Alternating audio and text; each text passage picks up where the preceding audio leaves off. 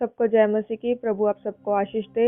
आज हम पढ़ने जा रहे हैं नीति वचन 26। जैसा धूप काल में हिम का और कटनी के समय जल का पड़ना, वैसे ही मूर्ख की महिमा भी ठीक नहीं होती। जैसे गोरैया घूमते घूमते और सूपबेनी उड़ते उड़ते नहीं बैठती, वैसे ही व्यर्थ श्राप नहीं पड़ता।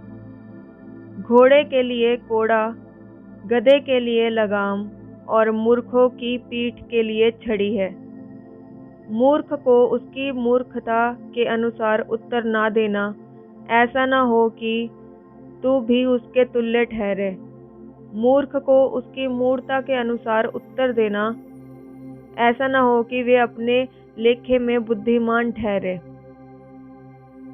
जो मूर्ख के हाथ से संदेश भेजता है, वे मानो अपने पांव पर कुल्हाड़ा मारता है और विष पीता है।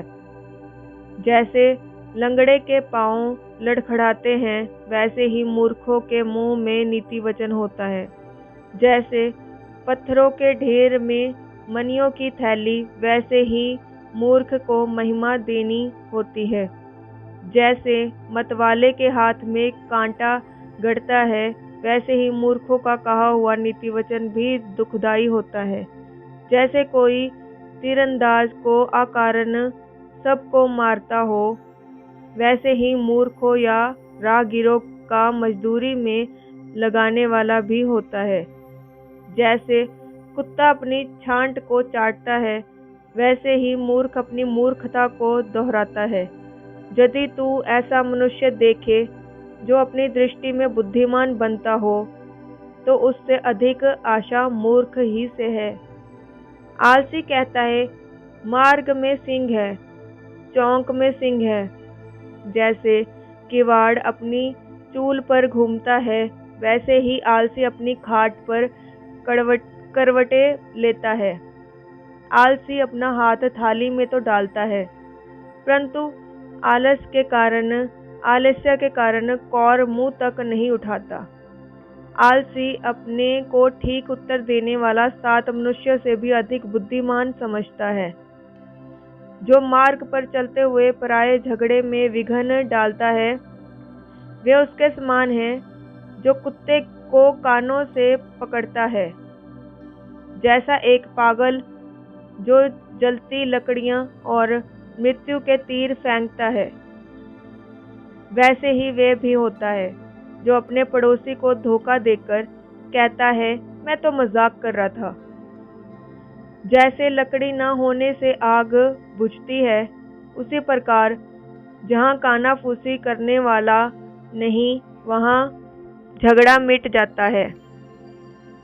जैसा अंगारों में कोयला और आग में लकड़ी होती है, वैसे ही झगड़ा बढ़ाने के लिए झगड़ालू होता है। कानाफूसी करने वाले के वचन स्वादिष्ट भोजन के समान भीतर उतर जाते हैं।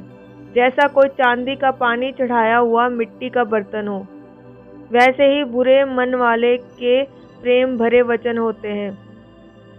जो बैरी बात से तो अपने को भोला बनाता है, परंतु अपने भीतर छल रखता है।